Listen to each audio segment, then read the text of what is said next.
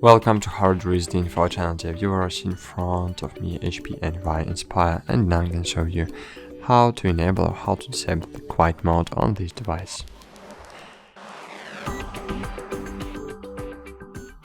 In quiet mode, you need to know your documents will be printed slower, but more quietly than in normal mode.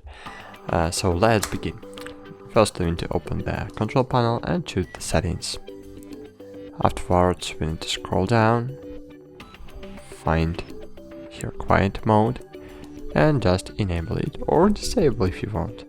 You can schedule this mode, for example, from 10 p.m. to 7 a.m.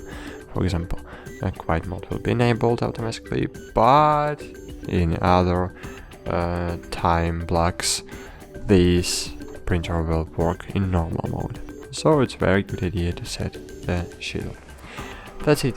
Thanks for watching. Like this video, subscribe to our channel, and bye. See you.